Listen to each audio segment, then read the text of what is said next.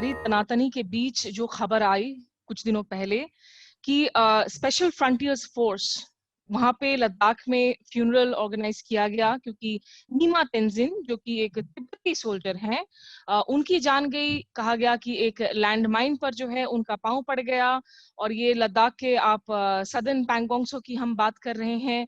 इस फ्यूनरल में उनकी अंतिम विदाई में शिरकत करने के लिए खुद जो बीजेपी के सांसद हैं लद्दाख से, जामयांग सेरिंग नामग्याल, और साथ ही साथ पार्टी के वरिष्ठ नेता राम माधव भी वहां पर मौजूद थे।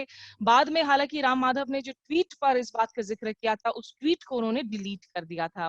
लेकिन स्पेशल फ्रंटियर फोर्स को आखिर कैसे रीड इन किया जाए, इसका महत्व क्या है, और आगे जो है भारत चीन संबंधों में आखिर ये किस तरह की भूमिका निभा सकती है, इस पर बातचीत करने के लिए मेरे साथ मौजूद हैं अमिताभ माथुर साहब। आप रॉ के सीनियर वरिष्ठ अधिकारी रह चुके हैं, साथ ही साथ गृह मंत्रालय की तरफ से तिब्बती मामलों पर एक लंबे वक्त तक आप एडवाइजर भी रहे। बहुत शुक्रिया आपका माथुर साहब हमारे साथ जुड़ने के लिए।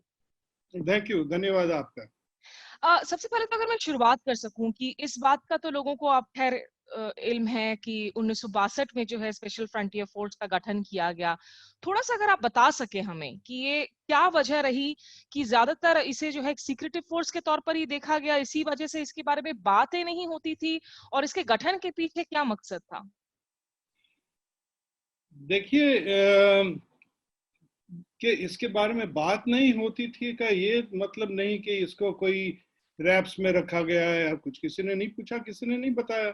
और ये सिर्फ सेंट्रल स्पेशल फ्रंटियर फोर्स का ही नहीं, कोई भी आर्मी अपने क्रैक ट्रूप्स के बारे में ज्यादा जानकारी देती नहीं है। और ये सन 62 से चल रहा है, जबकि एक दूसरे की फोर्सेस के बारे में जानना एक बड़ा ही डिफरेंट किस्म का एक खेल होता था। आज की तरह नहीं, जहां आपके टेलीफोनिक इंटरसेप्शन है, कम्युनिकेशन इंटरसेप्शन है, एरियल इंटेलिजेंस है। तो मैं समझता हूँ कि ऐसी कोई वजह नहीं थी स्पेशली कि इसके बारे में कुछ ना कहा जाए। और जो भी इस चीज के जानकार थे विभिन्न सरकार के विभिन्न अंगों में, उन्हें इसका इल्म था। और जैसा कि अब व्यापक हो गया है कि इनका एक बांग्लादेश वॉर 71 में भी एक रोल रहा, बाद में कहा जा रहा है कारगिल में भी एक रोल रहा। तो टाइम टू टाइम ये यूज हुए, तो जब अगर जमीन पे यूज हुए तो इनका कोई सीक्रेट तो इनकी रही नहीं। और ऐसा है कि कुछ चीजों के बारे में ज्यादा बोलना भी मैं सोचता हूँ कि ठीक नहीं होता। सर, लेकिन जब आप कह रहे हैं कि हालांकि ये ज्यादा सीक्रेट नहीं था, लेकिन इसके पहले भी दूसरे वॉर्स में या कॉन्फ्लिक्ट्स में इनका इस्तेमाल हुआ है, तो ऐसा जो इस बार किया गया कि इनकी विदाई में जो लद्दाखी शामिल थे, जो टिबेटन इन एग्जाइल हैं वो शामिल हैं, भारत सरकार की तरफ से एक तरह से प्रतिनिधित्व कर रहे थे राम माधव, और साथ ही साथ उनके सांसद भी। तो ये एक स्ट्रेटेजिक शिफ्ट है क्या? इसकी टाइमिंग को आप कैसे देखेंगे एक ऐसे वक्त में जब एलएसी पर इतने जो है हालात इतने गंभीर बने हुए हैं, और भारत की मतलब 1962 के बाद से one of the worst crisis जो है इस वक्त भारत के सामने मुंह बाहें खड़ा है? देखिए, इसको कॉन्टेक्स्ट में देखना पड़ेगा। एक तो जितनी बार भी एसएफएफ का यूज हुआ है, जैसे कि अखबारों में आ रहा है, वो कोई चाइना सेक्टर में नहीं हुआ। और चाइना सेक्टर में होने की वजह से इसकी इम्पोर्टेंस यूं हो जाती है कि इसके अंदर टिबेटन ट्रूप्स हैं।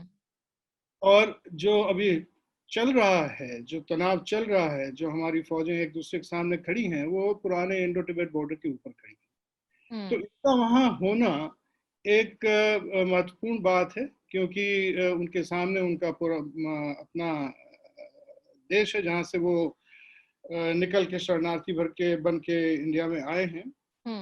जाहिर है कि एक एमपी का और राम माधव जी का वहाँ पे होना एक इम्पोर्टेंट चीज है, और मेरे ख्याल से एक सिग्नल देता है। एक सिग्नल देता है कि भारत के पास जितने भी ऑप्शंस हैं वो टेबल पे हैं। तो मैं समझता हूँ कि इसको इस पॉइंट ऑफ व्यू से देखना पड़ेगा। सर, लेकिन ये तिब्बती शरणार्थी हैं, ये भारतीय नागरिक नहीं हैं। इनका एक अपना फोर्स में मौजूद होना, क्या इसके इंटरनेशनल रामिफिकेशंस भी हैं? ये सोचना पड़ेगा, आखिर हमारे यहाँ तो नेपाली भी तो हैं हमारे आर्मी में, वो भी इंडियन सिटीजन्स नहीं हैं। तो एक डिस्टिंक्शन ड्रॉ करना पड़ेगा कि ये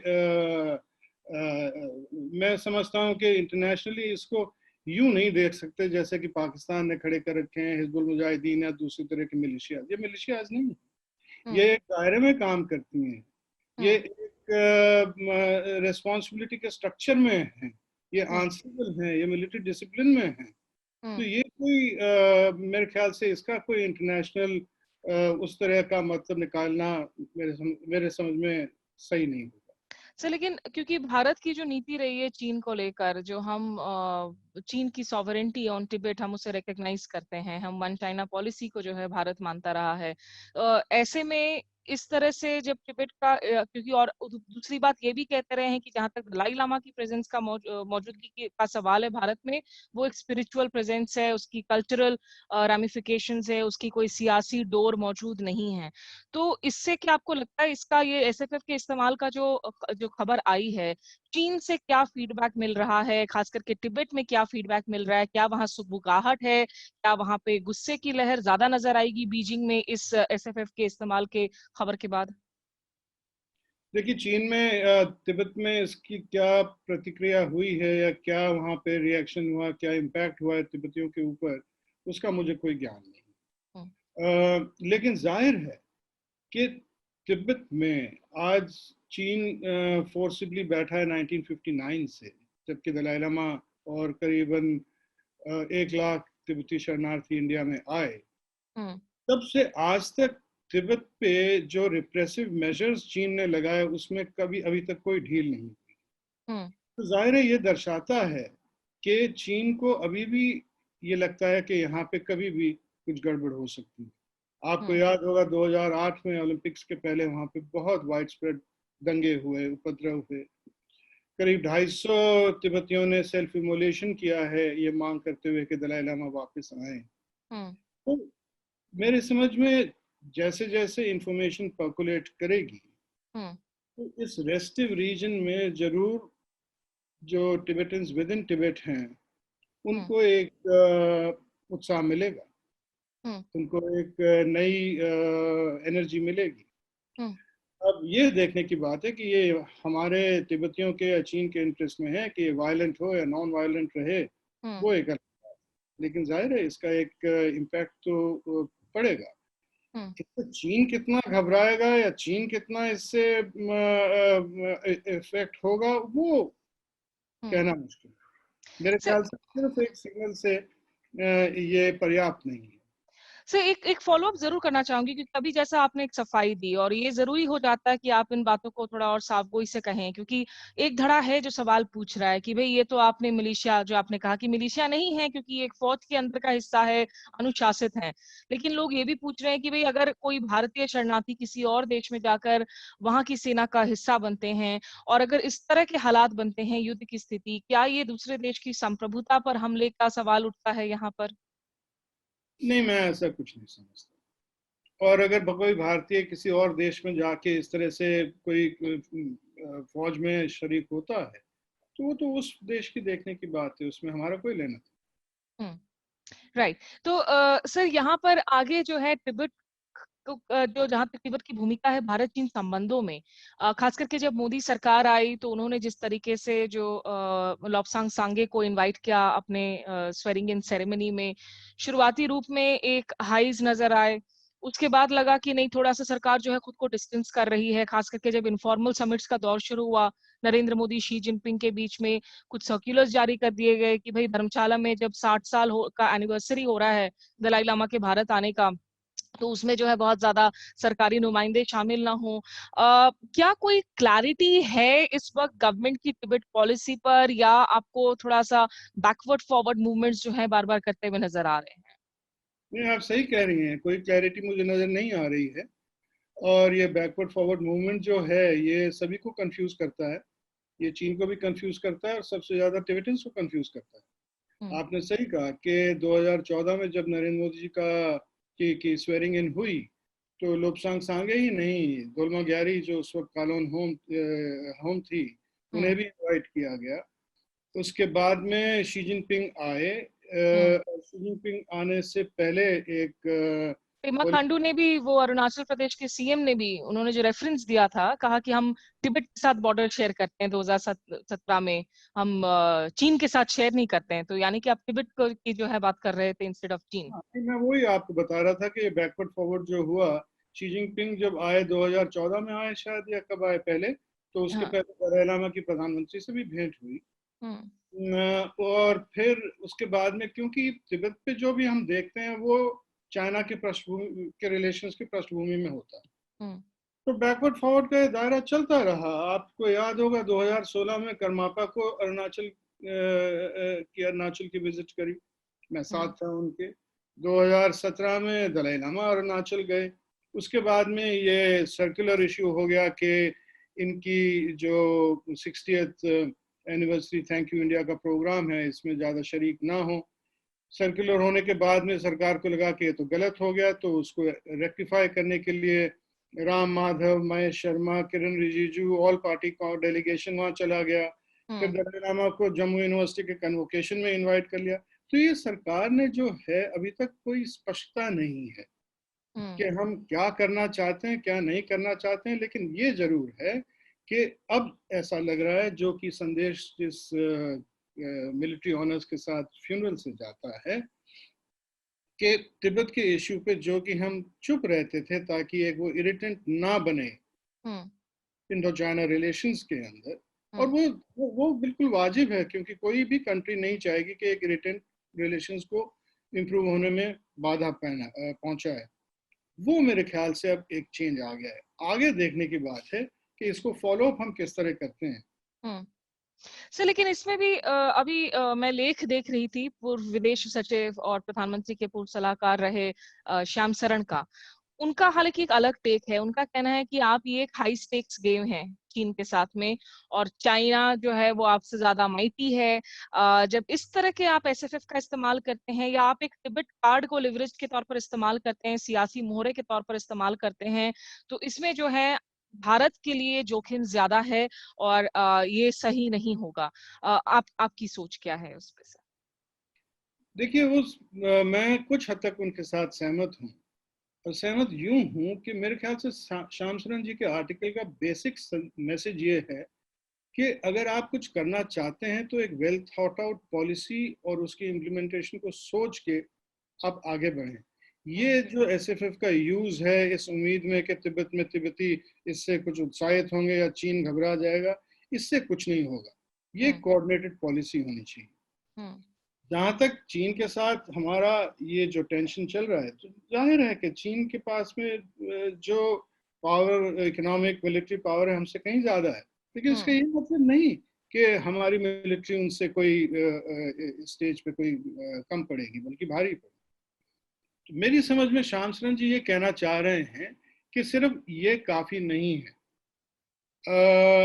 इसके बाद में भी कुछ फॉलो अप एक्शंस करने पड़ेंगे। क्योंकि ये और वो फॉलो अप एक्शंस मेरी नज़र में ये हो सकते हैं कि पहली बात तो एक क्लियर सिग्नल जाए कि दलाई लामा का रीइंकार्नेशन जो है, जो दलाई लामा की विशेष होंगी, हम उसको ऑनर करें। आपको पता होगा कि चीन ने इस पे एक स्टेटमेंट दे रखा है, उनका डिक्लेरेशन है कि एक आर्टिकल के थ्रू वो डिसाइड करेंगे कि अगला दलाई लामा कौन होगा। तो ये जो है struggle to choose Dalai Lama's reincarnation is actually struggle for leadership of the Tibetan. Okay. इस पे अमेरिका में हाउस ऑफ रिप्रेजेंटेटिव्स में टिबेट सपोर्ट बिल पास हो चुका, और कई जगह लोगों ने ये कह दिया है कि the reincarnation of Dalai Lama's business. ये संदेश क्या देता है कि 14वें 14 दलाई लामा के बाद भी भारत का समर्थन तिब्बतियों को जारी रहेगा। एक एक एक एक एंजाइटी है टिबेटन्स के माइंड में, जो कि दूर हो जाएगी। दूसरा, एक strong signal central Tibetan administration को कि हमारा सपोर्ट उनको इंटरनेशनल कैंपेन फॉर टिबेट को जारी रहेगा, बल्कि और मजबूत होगा।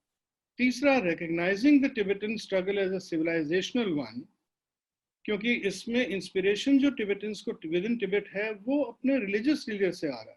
तिब्बत की स्ट्रगल तिब्बत के अंदर पॉलिटिकल नहीं है, वो चीन से अलग नहीं होना चाह रहे, वो सिर्फ अपने unique identity, culture, religion, language के बचाव के लिए वो लड़ रहे हैं। राइट।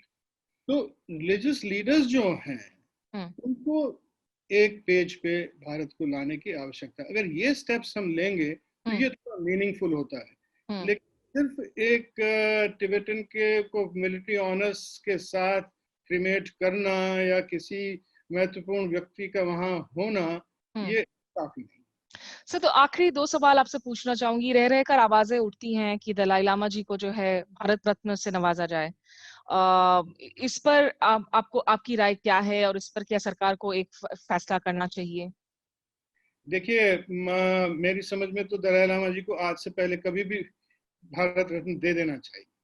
उनकी प्रेजेंस से भारत ने गेन ही किया है और भारत की प्राचीन सभ्यता के उनसे बेहतर एम्बेसडर मेरे ख्याल से आज की तारीख में कोई नहीं है। लेकिन इस वक्त जो है ये आवाजें उठ रही हैं, ये इस कॉन्टेक्स्ट में ना देखा जाए कि इनको दे के हम चीन को फिर चढ़ा रहे हैं। ये नहीं होना चाहिए क्योंकि ये दुर्भाग्यपूर्ण होगा। ये दलाई लामा जी की जो शख्सियत है उनके लिए एक इंसल्टिंग सा होगा कि he is being used as a card to as a Chinese. We have to honor him for what he is. Right. ये है मेरा। सर, एक आखिरी सवाल आपसे। अंतर्राष्ट्रीय मंच पर आपको क्या लग रहा है? आपने अमेरिका का जिक्र किया, वहां के निचली सदन का जिक्र किया।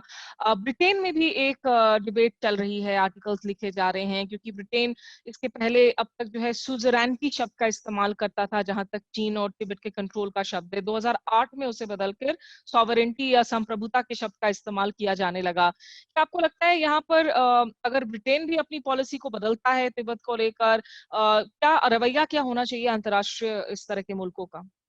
देखिए, ये तो क्लियर है कि जैसे जैसे चीन की इकोनॉमिक पावर बढ़ी है और इंटरनेशनल क्लाउड बढ़ा है, कई देशों ने तिब्बत से हाथ खींच या दलाई लामा से हाथ खींच लिया। वो जाते हैं लेकिन जो उनके पॉलिटिकल लीडर्स हैं उनसे मिलते नहीं, क्योंकि कोई चीन को नाराज नहीं करना चाहता। लेकिन पिछले 1 साल से जो यूएस और चाइना के बीच में चालू हुआ है, इकोनॉमिक वॉर है या जो भी है, चाइना को कंटेन करने की कोशिश है, जिसके तहत ये तिब्बत सपोर्ट बिल जो है लाया गया, जो सेनेट में अभी शायद है, और तो मेरे ख्याल से इसके साथ हमको जुड़ना चाहिए। इसके साथ हमें जुड़ना चाहिए। हालांकि मैं सोचता हूं कि इस मसले पे और भी कई मसलों पे यूएस कितना रिलायबल पार्टनर होगा मैं नहीं कह सकता, क्योंकि वो भी चीन तिब्बत का इश्यू एक as one of the pawns in its overall conflict with China use करता है। कहीं समझौता हो जाएगा तो वो कल ड्रॉप कर दे। तो ये हमें सोच के लेकिन बढ़ना पड़ेगा आगे। लेकिन मैं समझता हूँ कि इंटरनेशनल कम्युनिटी जो आज चीन के साथ में कई विषयों पे आमने सामने खड़ी है, उसका हमें फायदा उठाना चाहिए। राइट। और ये जरूरी हो जाता है, ये जिस टाइट रोप वॉकिंग की भी बात की जा रही है कि आप तिब्बतियों के इस लंबी लड़ाई का बैकिंग तो करें, उनको उनके समर्थन तो करें, लेकिन एक सियासी मोहरा ना बनाएं तिब्बत को या दलाई लामा जी को। और जो आपने सबसे जरूरी बात कही माथुर साहब की, भारत सरकार को भी तय करना होगा कि आखिर तिब्बत नीति है क्या, और स्पष्टता उसमें जो है लाने की जरूरत है। बहुत शुक्रिया आपका सर हमारे साथ इस बातचीत के लिए। थैंक यू, धन्यवाद आपका स्मिता। और जो दर्शक भी हमारे साथ मेरे इस YouTube station Smita Sharma journalist और साथ ही साथ सत्य हिंदी के पोर्टल्स पर जुड़े, आपका बहुत शुक्रिया। आज के लिए बस इतना ही, नमस्कार। सत्य हिंदी के और वीडियोस को देखने के लिए हमारे YouTube चैनल को सब्सक्राइब करें और सीधे नोटिफिकेशन पाने के लिए बेल आइकन दबाएं।